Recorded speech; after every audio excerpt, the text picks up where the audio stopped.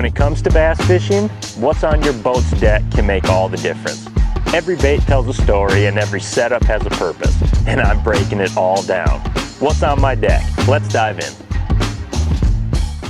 Welcome back to a much anticipated, long-awaited largemouth segment of May, June, what is on my deck. As you can see, I'm out largemouth fishing. I've been doing a lot of it. We got so many lakes in Minnesota I've never even been to. Try to pick a new one whenever I'm not out on the big pond chasing smallmouths or on the road for a tournament and just go do some fun bass fishing. So it's been May and June. The season up here opened early May, and the largemouth, we've seen everything to this point. It happens quick in Minnesota, from pre-spawn, spawn, and now post-spawn. So we're getting all into it. A lot of vegetation-orientated largemouth fishing, but not necessarily so. You could definitely take all of these that I'm using here and apply them to your lake. Again, we're just talking about mostly pre-spawn and post-spawn techniques for largemouth bass. I got some good ones here. Nice selection of rods that I've been using between me, myself out fishing, and even bringing some guide clients maybe when Mille Lacs gets too tough.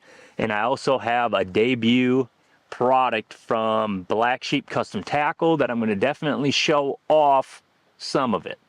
We're really excited about that. If you saw my last segment, part one of this with the smallmouth, I kind of opened the door to what we got coming. Me, Seth Fighter, Alec Morrison, Garrett Rockamora, Brad Leitner, and there's several of us involved in this deal, Black Sheep Custom Tackle, literally breaking down all barriers for jigs. We're not making jigs to appease executives, to appease the general mass public. We are strictly making jigs for us as anglers that we want to use. And I'm going to give you a little sneak peek on that today. So without further ado, I got my 9 setups. Let's jump into it. What's on my deck, May, June, largemouth edition. First and foremost, a frog. First one that I had right up on top, not just any frog. This is a little popping frog, a Mullet's popping frog actually. I like it. I've never been shy about it, telling people it's a great open water frog. You can see behind me a lot of lily pads. I'm starting to lose this a little bit, but around docks, if you're down south around cypress trees, little open pockets of water, openings in the vegetation, awesome place to throw this. I am using a 7-1 medium heavy. This is the G Loomis NRX Plus 853C jig worm rod. This is my do everything rod. You're gonna see it at least twice off the top of my head, and I'm throwing these frogs. It's got quick tip on it. I can work a lot of action with it. I really like the 7-foot medium half size for throwing the frog. If I get way up into this thick stuff, then I'm probably going with like a heavier action, definitely heavier braid. Talking about braid here, I'm throwing 40-pound straight Power Pro SSV2 in the Onyx Black,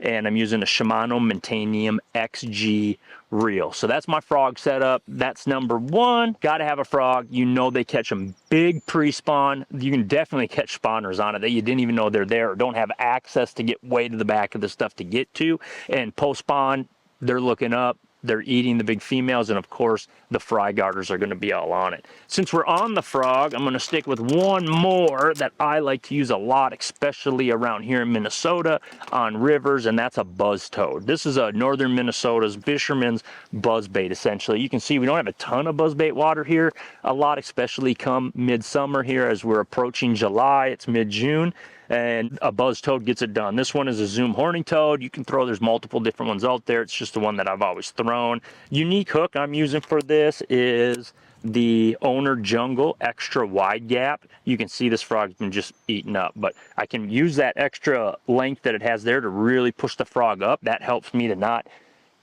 grab things as it comes through the water, and then this extra wide gap just gets them with all this plastic in between. I'm throwing straight 50-pound Power Pro SSV2. I'm throwing it on a Shimano Mentanium HG. I like the HG as opposed to the XG when we're talking about frog fishing because I don't want it too fast. Sometimes I really want to slow this thing down on top of the surface. And then my setup for this is a G Loomis. This one might blow your guys' mind a little bit, but I absolutely love it. It's the G Loomis GLX 873C bladed jig rod. I use a 903 in the NRX GLX sometimes. That's what I use. I like the medium heavy on the buzz toad. A lot of times they're just smashing that thing because it rolls over their head, and that parabolic just lets me kind of snap back on them and land all those fish without just blowing it out of their mouth. And they hit the bill with this. I know this is a chatterbaiting rod, a bladed jig rod, but it's 7.3 fast, medium heavy. Perfect all around buzz bait, buzz toad, spinnerbait, a lot of things you can do with this rod. Next up, we'll stick with the chatterbait rod, and we're right back on it, and why not? The Z-Man chatterbait. Largemouth, catching fool, it catches all kinds of bass. Northerns, really everything, but you can tell we have a lot of emergent vegetation here. Coontail, all that, coontail, milfoil, all that kind of stuff. Deadly, deadly throwing a chatterbaiter on that stuff.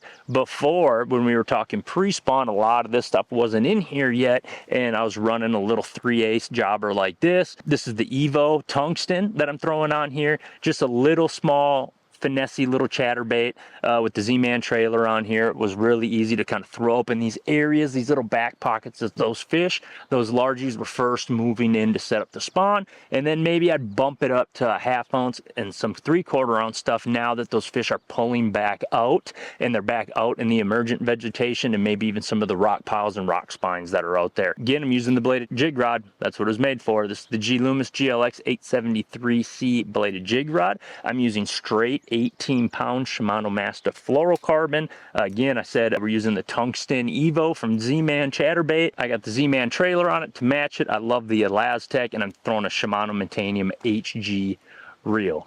That's number 3, a Senko. Or in this case, I'm using the Z-Man bang sticks. Whether it's the bang sticks, which I think the secret is out. A lot of us has tried to keep this one a secret for a long time.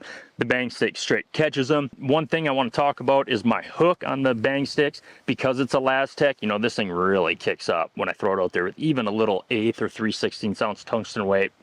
But I'm using the Owner Cover Shot HD, and you can see I can pull this up a little bit. Let me show the camera. Pull that up. It's got that fluorocarbon keeper that's tied on and built in. It's like it was made for Elastec baits. It works great on regular plastic as well. I was using this all pre-spawn, kind of a trick that I learned in Florida over the years, and Minnesota fishes a lot like Florida when it comes to the largemouth, and I can kind of throw this around pre-spawn, hitting little pockets, open water areas, and definitely if I come across a fish on a bed, I got something there ready to rock and roll, and can also, you know, Senko is just going to catch them straight up. I can throw it up in the slop, all that different kind of stuff, and the bang sticks is definitely, you know, no exception. My rod, one of the best G Loomis rods ever made, is the G Loomis NRX 894 jig worm rod.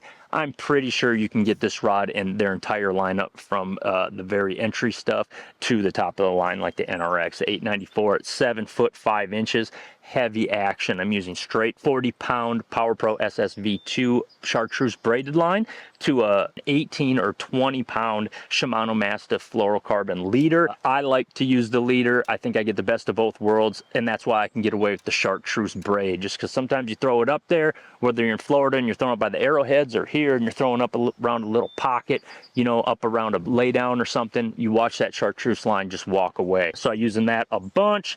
Shimano Titanium XG fast gear ratio. Again, I'm using the rod to impart the action, so I definitely want to use that high speed ratio to get them in the boat. That's my setup for that. You got to have some sort of a Texas rig Senko, Texas rig bang stick, something with a light weight on there to finesse some of those bites, and even those little post spawn bites when I want to slip it into these lily pads, or maybe they blow up my frog and I can send that bang stick in there and just a long cast right into the hole. You're going to get bit 90% of the time when you throw something like that back.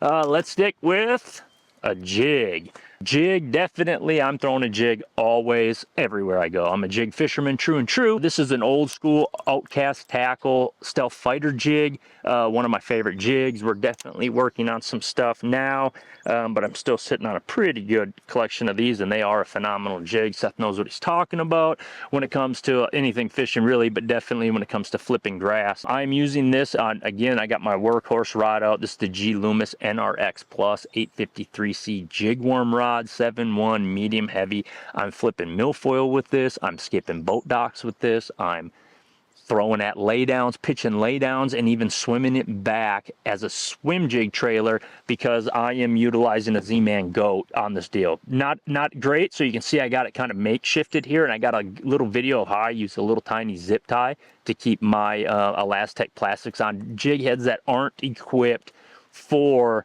Elastec. I know a lot of things are changing on that. Many people are figuring out the advantages to throwing Elastec from a money saving value because it can handle bites, from a bit level because it sticks up, and when fish short strike it, you don't lose your appendages because it just stretches out of their mouth and makes them come back and bite it again, or for their homie to roll up and nail it. But I got a little reel coming out on my page on Josh Douglas Fishing on Instagram that'll kind of show you this little hack that I do for keeping that on there. Again, using a Shimano Metanium XG, fast gear ratio, straight 40-pound Power Pro SSV2 to an 18 or 20-pound Shimano Mastiff fluorocarbon leader. I'm not sure if I said all that yet, but that is my 5th largemouth setup. Sometimes I never want to put it down. I'm just a true jig fisherman. Next up, a spinning rod. Gotta have it. We're still largey fishing. Yeah, a wacky Cinco. Catches them all across the country, from Santee Cooper to Florida to Minnesota to New York, definitely to Texas. Wacky Cincos catch them. You got to have it on. In this case, it's the original, the Yamamoto 5-inch green pumpkin gets bit. Throwing a little tiny owner hook on there. Running a G Loomis IMX Pro 842 SJR spin jig rod. I love this rod from this model all the way up to the NRX, utilizing it.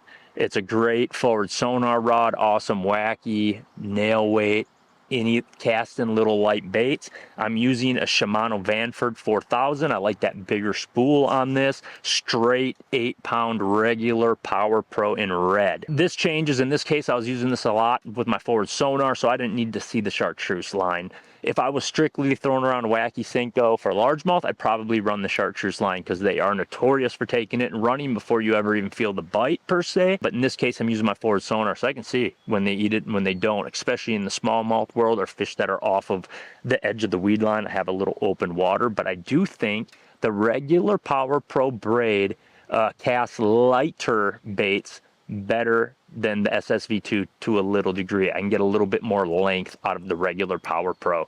And then I'm just using a 10-pound Shimano Mastiff fluorocarbon leader, connecting that via FG knot. And that is my setup for number 6.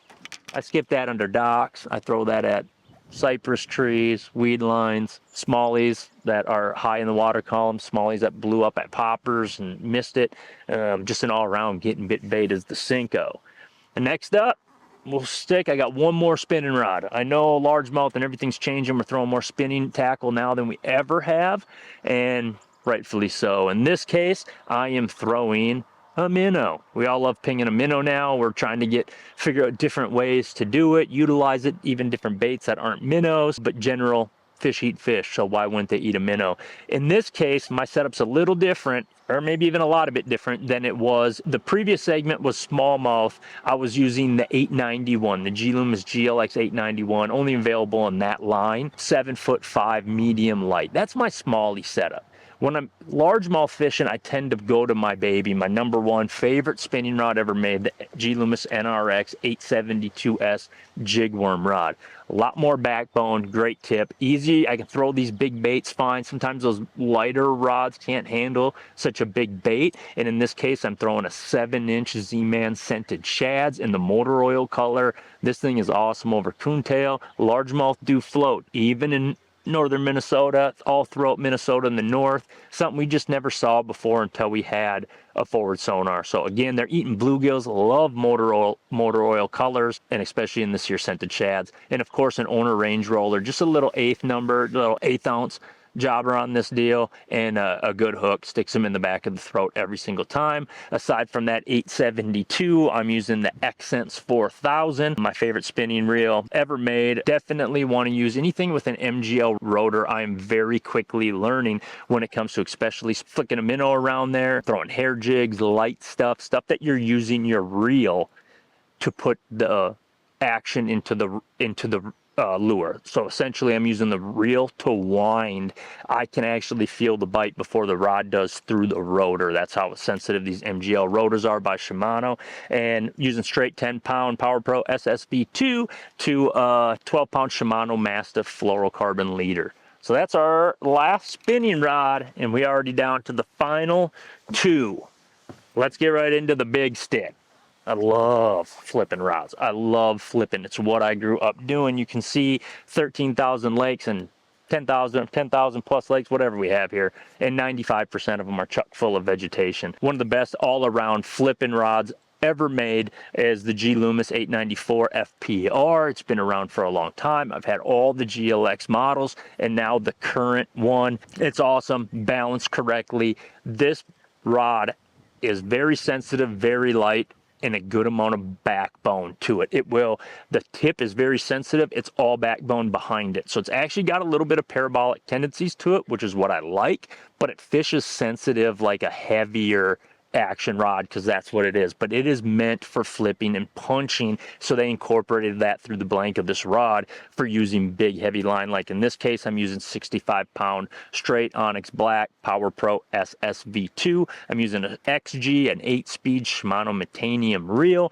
and my bait here is just a little 3/4 ounce tungsten weight, a bobber stop. I'm using the newer owner Haymaker hook. I love it for this. I used to snell knot a lot. I don't anymore. I just utilize this hook. It's got a great, unique bend, I guess you'd call it, to be able to act like a straight shank hook, but still rig like a Texas rig. And I'm just using a Z-Man palmetto bug. Honestly, I never used Z-Man products that often outside of the bang stick and of course, chatterbait stuff for largemouth. This year, since getting on with them, I mean, I was a giant Z-Man fan, elastic fan for smallmouth, and am quickly finding unique ways to put elastic to work for you on largemouth. So keep staying tuned there.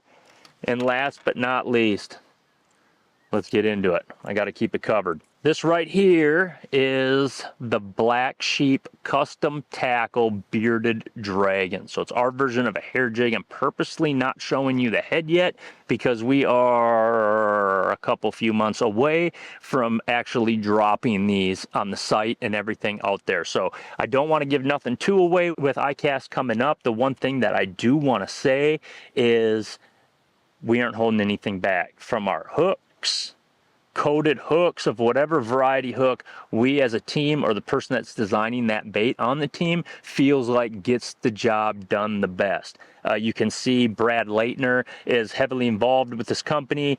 One of the best hair jig tires I've ever known my entire life, from little tiny marabou jigs to big preacher style jigs like this. But I just really want to incorporate the tie in here. Again, I'd love to show you the head, but I'm just not going to give that up just yet until our product's up and we are ready to drop it. But if you look at the hackles, the colors, these are premium hand-tied jigs. We are not sacrificing anything anywhere, cheaping anything up. But aside from that, that's the jig I'm throwing. This is a 3/4 ounce.